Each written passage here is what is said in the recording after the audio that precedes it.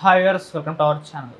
Pravasthi Aradhya singer మనకు తెలుసు. Recent టైమ్స్లో ఆమె బాగా చర్చనీయాంశంగా మారిపోవడం, అంటే పాడుతా తీయగా పైన షోలో ఉన్న జడ్జెస్ పైన తీవ్ర ఆరోపణలు చేయడంతో ఒక్కసారిగా చర్చనీయాంశంగా మారిపోయింది. చాలామంది దీని మీద చర్చలు పెట్టి నిజంగా ఇటువంటి షోలలో ఈ రకంగా జరుగుతున్నాయని చెప్పేసి కూడా మాట్లాడడం చూస్తున్నాం. మరి ప్రవస్తి ఆరాధ్య విషయంలో ఏం జరిగింది, మరి దీనిపైన ఒక జడ్జెస్ అయిన సునీత గారు మాత్రమే స్పందించారు. అటు కీరవాణి గారు అండ్ చంద్రబోస్ గారు వీళ్ళైతే దీని గురించి అసలు మాట్లాడలేదు. మరి దీనికి ఏమైనా కారణాలు ఉన్నాయా? సో మొత్తం ఈ ఎంటైర్ ఎపిసోడ్ గురించి మాట్లాడడానికి ప్రజెంట్ మనతో పాటు సీనియర్ ఫిలిం జర్నలిస్ట్ అప్పాజీ గారు ఉన్నారు. వాళ్ళతో ఒకసారి మాట్లాడి తెలుసుకునే ప్రయత్నం చేద్దాం. సార్ నమస్కారం. సార్ నమస్తే ఆదిత్య.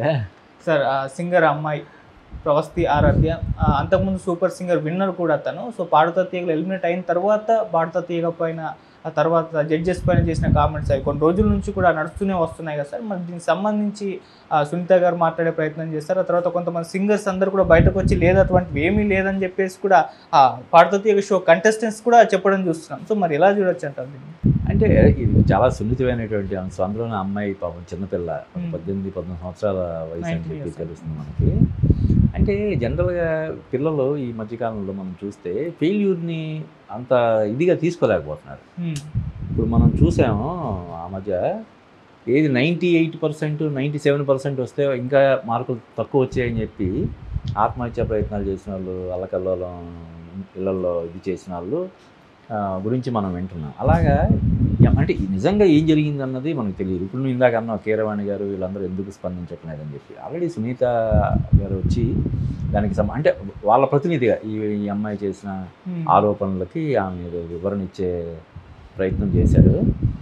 ఈ అమ్మాయి ఏంటంటే నాకు ఈ అమ్మాయి వీడియోలో చూసిన తర్వాత చాలా బాగా మాట్లాడుతుంది. మంచి మెచ్యూరిటీ ఉంది, మంచి వాక్చాతుర్యం ఉంది, అమ్మాయికి మంచి ఫ్యూచర్ కూడా ఉందని అనిపించింది.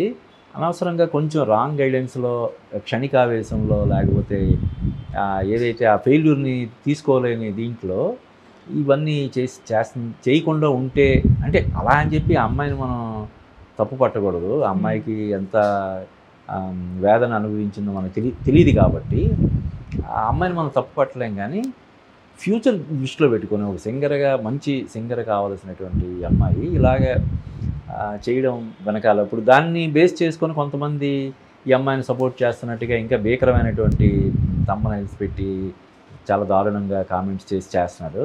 అదంతా మళ్ళీ ఈ అమ్మాయికి రిఫ్లెక్ట్ అవుతుంది. ఇప్పుడు ఎలా అంటే అంటే ఇది పోలిక కాదు, కానీ అంతకుముందు ఒక అమ్మాయి ఒక 2-3 years బ్యాక్ అనుకుంటా, ఒక అమ్మాయి 10thలోనో ఫెయిల్ అయిన అమ్మాయి, నేను ఇంగ్లీష్లో నాకు ఎన్ని మార్కులు వచ్చాయి, సోషల్లో ఎన్ని మార్కులు వచ్చాయి, అందులో ఎన్ని మార్కులు, అన్నింటిలో పాస్ అయ్యాను, ఇది ఒక్కటి మాత్రం ఒక 2 మార్కులు తక్కువ వచ్చాయి, దానికే నన్ను ఫెయిల్ చేస్తారా అని చెప్పి అంటే అమ్మాయి పాపం చాలా దారుణంగా అమ్మాయిని ట్రోల్ చేశారు. ఇప్పటికీ కూడా మనకి వైరల్ అవుతుంటుంది.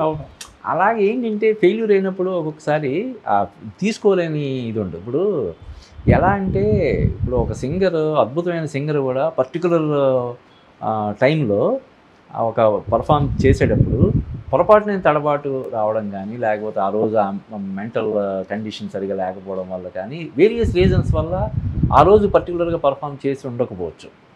దాన్ని బేస్ చేసుకొని జడ్జీలు పెట్టి ఉండొచ్చు. లేదు నిజంగానే కొంత అంటే జనరల్గా ఎందులోనే సరే లాబింగ్లు లేకపోతే మరొకటి రికమెండేషన్ అనేవి మనం దాన్ని తోసిపుచ్చలేము. కానీ ప్రతిసారి ఒక సింగర్, ఇప్పుడు మామూలుగా మనం వినే పాటలు చాలా గొప్పగా ఉన్నాయి, పాటల వెనకాల చాలా కసరత్తు ఉంటుంది, బోల్డ్ని టేకులు తీసుకుంటారు. ఇప్పుడు పైగా టెక్నాలజీ వచ్చిన తర్వాత ఎక్కడైనా బాగుండకపోతే తీసేసి దాని వరకు ఆ చిన్న బిట్టు వరకు దాన్ని పాడించి మళ్ళీ దాన్ని పేస్ట్ చేసే ఇంత టెక్నాలజీ ఇప్పుడు వచ్చింది. స్టేజ్ మీద అలా కాదు కదా. ఇప్పుడు ఇంకా మొదలు పెడితే చివరి వరకు పాడాల్సిందే. మధ్యలో తప్పులు వచ్చి చిన్న ఏమైనా పొరపాటున వచ్చినా కూడా అవి కూడా పరిగణలోకి తీసుకొని చేస్తారు. కాబట్టి ఈ అమ్మాయి వాదనను మనం పూర్తిగా ఏకీభవించలేము. అలా అని చెప్పి పూర్తిగా అమ్మాయిని తప్పు పట్టలేము. ఓకే సార్, ఇక్కడ ఆమె ఇంకో కొన్ని ఆరోపణలు కూడా చేయడం, అంటే ప్రొడక్షన్ వాళ్ళు ఫ్యాషన్ డ్రెస్సులు వేసుకోవాలని చెప్పేసి, శారీలు మోడర్న్ వెస్ట్రన్ డ్రెస్సులు వేసుకోవాలని చెప్పేసి ఇటువంటి ప్రెషర్ కూడా పెట్టారని చెప్పేసి ఆ అమ్మాయి కూడా చెప్పారు. సో దీన్ని ఏ విధంగా చూడొచ్చు? అంటే నిజంగా ఇటువంటి ఈవెంట్స్లలో ఇలా ఉంటుందా అంటే అందులో ఇప్పుడు ఒక దాంట్లో ఒక సాంగ్లో నాకు 6 గజాల చీరలు ఇచ్చి కట్టుకోమన్నారు, అది నాకు చాలా అసౌకర్యంగా అనిపించిందని ఒక దాంట్లో నేను విన్నాను. పూర్తిగా నేను ఫాలో అవ్వలేదు. ఒక దాంట్లో అలాగ ఉంది. మరి ఇప్పుడు 6 గజాలు చీర ఇచ్చినప్పుడు దాన్ని తప్పుపట్టి కొంచెం మోడర్న్గా డ్రెస్ వేసుకోమంటే దాన్ని తప్పు పడితే మరి అది కరెక్ట్ కాదు కదా. బాడీ ప్లస్ షాపింగ్ చేశారు. ఇప్పుడు అది కోట్లాది మంది చూసేప్పుడు టీవీలో పర్టికులర్గా వచ్చినప్పుడు చూసేదానికంటే కూడా ఆ పాడుతా తీగ ప్రోగ్రామ్కి యూట్యూబ్లో విపరీతమైనటువంటి ఆదరణ ఉంటుంది. కోట్లాది మంది దాన్ని చూస్తుంటారు. కాబట్టి వాళ్ళకుండే అంటే దాని కార్యక్రమాన్ని రక్తి కట్టించడం కోసం జనరంజకంగా చేయడం కోసం వాళ్ళు ఏమైనా కొన్ని సూచనలు అవి చేస్తే దాన్ని మనం తప్పు పట్టలేమని నా అభిప్రాయం. ఓకే సరే, కీరవాణి గారి పైన ఎటువంటి కామెంట్స్ చేసినా మనకు తెలిసిందే. మరి కీరవాణి గారు ఇప్పటివరకు అయితే దీనిపైన స్పందించలేదు, సైలెంట్గా ఉన్నారు. ఎందుకు అని చెప్పేసి వదిలేస్తారు, మరి కారణం ఏమన్నా అయ్యి ఉంటుంది? అదే అంటే ఏ చిన్నపిల్ల ఫ్రస్ట్రేషన్లో ఎలిమినేట్ అయ్యాము అన్న దీంతో అమ్మ ఎలా మాట్లాడుతుంది, దాని గురించి ఎందుకులే మాట్లాడడం అని చెప్పి రేపొద్దున ఆయనే రామ్మ నా సినిమాలో మంచి పాట ఉంది నువ్వు పాడుదు కానీ అని చెప్పి రేపు పాడించవచ్చు, చెప్పలేం కదా. ఇప్పుడు ఆయన ఎన్నో సంవత్సరాలు బట్టి ఈ సినిమా ఫీల్డ్లో ఉన్న ఆయన, ఎన్నో అద్భుతమైనటువంటి పాటలను సృష్టించిన ఆయన కదా. బాహుబలి, ఇప్పుడు రాజమౌళి సినిమాలన్నిటికీ ఆయనే ఉంటాడు. నాకు తెలిసి ఒక కేవలం మ్యూజిక్ డైరెక్టర్గానే కాకుండా క్రియేటివ్ డిపార్ట్మెంట్లో కూడా ఆయన ఉంటాడేమో అని నాకు అనిపిస్తుంది. ఒక టీం లాగా వాళ్ళు దాన్ని చేస్తారేమో అని అనిపిస్తుంది. కాబట్టి ఆయన స్టేచర్కి ఎందుకులే బాబు చిన్నపిల్ల తెలిసి తెలియదో మాట్లాడింది, ఆల్రెడీ సునీత మాట్లాడింది కదా వాళ్ళ తరపున, సునీత ఆవిడ మాట్లాడింది కాబట్టి మనం కూడా ఎందుకులే మాట్లాడడం అని చెప్పి.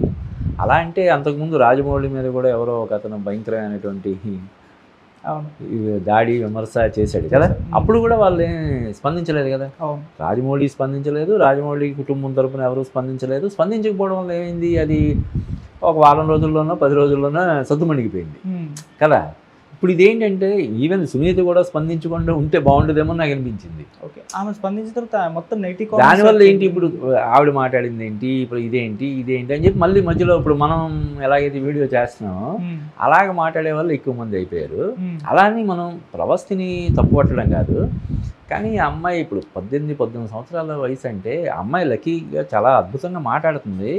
కానీ మెచ్యూరిటీ, దీని తాలూకు పర్యవసానాలు పరిణామాలు ఎలా ఉంటాయి ఏంటనేది అంత అంటే ఒక పక్క ఏమో నేను ఇంకా ఈ కెరీర్ పూర్తిగా వదులుకొని పోయినా పర్వాలేదు, నాకు సింగర్గా అవకాశాలు రాకపోయినా పర్వాలేదు అనుకుని ఇది సాహసం చేస్తున్నాను ఆమె చెప్పింది. కానీ కొంచెం ఆలోచించి తన ఏదైతే తన ఆవేదన కానీ తన ఇది కానీ దాన్ని ఇంకో రకంగా తెలియజేసి వాళ్ళ నోటీస్కి వెళ్ళి ఉంటే, ముఖ్యంగా మిగతా వాళ్ళందరూ కూడా దాడి చేసి, ఇప్పుడు ఈ విమర్శలు అనేవి ఎప్పటి నుంచో ఉన్నాయా ఆదిత్య. ఇప్పుడు ఉదాహరణకి హిందీలో మన వాణి జయరాం అక్కడ అద్భుతమైనటువంటి పాటలు పాడి మంచి రెస్పాన్స్ వచ్చినప్పుడు, ఆమెకు అక్కడ అవకాశాలు బాగా వస్తున్నప్పుడు పనిగట్టుకుని కొంతమంది తనని అక్కడ పాడనివ్వకుండా చేసి బాలీవుడ్ నుంచి తనను పంపించారని చెప్పి వాణి జయరాం గారు బహిరంగ వేదికల మీద మాట్లాడారు. అది మనం వింటే అక్కడ నిజంగా ఆవిడ పాడిన పాటలు హిందీలో చాలా పెద్ద హిట్ అయిన పాటలు కూడా ఉన్నాయి, అయినా సరే ఆమెకు అక్కడ మళ్ళీ అవకాశాలు రాలేదు. అలాగే మనం నాగార్జున సినిమా ఏంటిది కింగ్ సినిమాలో ఒక ఎపిసోడే ఉంటుంది కదా. అంటే ఈ ఆరోపణలు అనేవి ఇప్పుడు కొత్తగా మనం వింటున్నవి కాదు. అయితే నిజంగా ఇప్పుడు దీన్ని దృష్టిలో పెట్టుకొని ఇప్పుడు ఈ ఈటీవీ కానీ లేకపోతే ఇంకో ఛానల్ వాళ్ళు కానీ వాళ్ళు నిర్వహించే ఈ కార్యక్రమాలకు సంబంధించి ట్రాన్స్పరెంట్గా ఉండేలాగా జాగ్రత్తలు తీసుకోవడానికి ఈ ఉదంతం ఒక ఇది అవుతుందని చెప్పి అవ్వాలని చెప్పి నేను కోరుకుంటున్నాను. సార్ ఫైనల్గా సార్, ఇప్పుడు ఈ ఆరోపణల ద్వారా పాడుతా తీగ షోకి ఏమన్నా డ్యామేజ్ అయ్యే అవకాశం ఉందా సార్? అంటే డ్యామేజ్ అవుతుందని చెప్పి నేను అనుకోవట్లేదు. ఎందుకంటే అది ఎంతోమంది సింగర్స్కి ఇది చేసినటువంటి ఒక అద్భుతమైనటువంటి వేదిక కదా ఈటీవీ పాడుతా తీగ అన్నది. ఎంతోమందికి కొత్త గాయకులకి అవకాశాలు ఇచ్చి, వాళ్ళు ప్లేబ్యాక్ సింగర్స్ కాకపోయినా కూడా కొంతమంది వాళ్ళకి బ్రహ్మాండమైనటువంటి ఉపాధిని గుర్తింపుని ఇచ్చినటువంటి ఒక గొప్ప ప్లాట్ఫామ్ అది. ఈ చిన్న దీని ద్వారా దానికి అంత డ్యామేజ్ జరుగుతుందని చెప్పి నేనైతే భావించట్లేదు. కానీ వాళ్ళు ఎవరైతే ఇప్పుడు పాడుతా తీగ అనేది ప్రోగ్రామ్ డైరెక్ట్గా ఈటీవీ వాళ్ళు నిర్వహించే కార్యక్రమం కాదని ఇప్పుడు మనకు తెలుస్తుంది. జ్ఞాపిక ఎంటర్టైన్మెంట్స్ అని చెప్పి చేస్తున్నారు. ఇప్పుడు వాళ్ళు కూడా ఇటువంటి భవిష్యత్తులో అటువంటి తప్పులు జరగకుండా, ఇటువంటి లోపాలు దొరకకుండా